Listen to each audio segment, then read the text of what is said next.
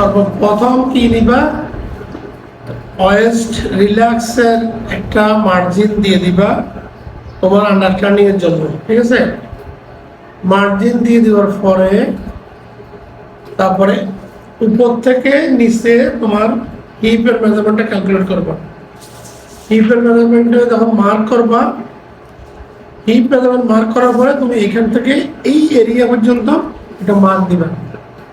দেওয়ার পরে একদম ক্লিয়ারলি তুমি এখান থেকে উপর থেকে সিম অ্যালাউন্স ইনক্লুড করো বা নাই করো, উপর থেকে রাইজের মেজারমেন্টটাকে এনশিওর করবা যে তোমার রাইজটা কতটুকু পর্যন্ত গেল, ওখানে একটা মার্ক করবা ফ্রন্ট রাইজে। আচ্ছা, ফ্রন্ট রাইজে মার্ক করার পরে এখানে মার্কটা দিয়ে তুমি অটোমেটিক্যালি আবার চলে আসবে সাইড সিমের একটা মার্ক করবা। সাপোজ সাইড সিমের মেজারমেন্টটা মার্ক করবে। সাইড সিম মার্ক করার পরে এখান থেকে একটা হালকা একটা এখানে মার্কিং মান দিয়ে রাখবা।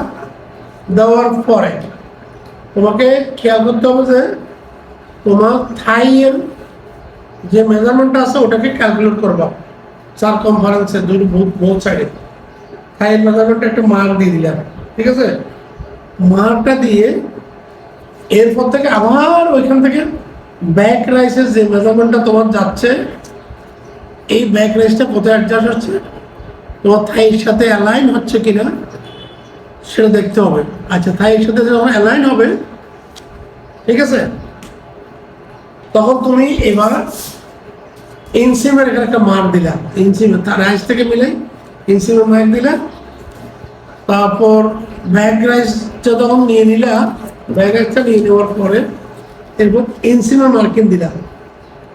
ইনসিমের মার্কিং দেওয়ার পরে ব্যাস তোমার প্যাটার্ন অলমোস্ট উইথ লেন্থে দাগ হয়ে গেল। এখন তুমি এখান থেকে যে ইনসিমে দাগ দিছ, ইনসিম বরাবর থেকে শুরু করে তুমি এখানে থাইয়ের মধ্যে মার্ক করলাম। তোমার থাইয়ের মেজারমেন্ট যদি অ্যাডজাস্ট হয় তখন দেখবে তোমার লেগ ওপেনিং কত আসতেছে। লেগ ওপেনিং যদি ওখানে তোমার যদি এই লেগ ওপেনিং যদি তোমার যদি 10 থাকে, তাহলে 10 যদি থাকে তাহলে অথবা তোমাকে মনে করতে হবে এই লেগ ওপেনিংটা আমার 20 মিলাতে হবে। এভাবে লেগ ওপেনিং 20 অথবা যাও লেগ ওপেনিং অ্যাডজাস্ট করতে হবে। আচ্ছা, লেগ ওপেনিং অ্যাডজাস্ট করার পরে হ্যাম হাইট যদি থাকে হ্যাম হাইট দিলা, যদি সেপারেট থাকে সেপারেট দিলা। এই অ্যাকর্ডিংলি ওয়েস্টবেন্টটাকেও একইভাবে তুমি সেপারেটভাবে অ্যাডজাস্ট করবা। যদি 1 ইঞ্চি তোমার ওয়েস্টব্যান্ড হাইট হয় তাহলে তুমি ওয়েস্টব্যান্ড হাইটকে ফোল্ড করতে হবে। ফোল্ড করে 2 ইঞ্চি নিতে হবে এবং সাথে 3/3 যোগ করতে হবে যে তোমার সিম অ্যালাউন্স।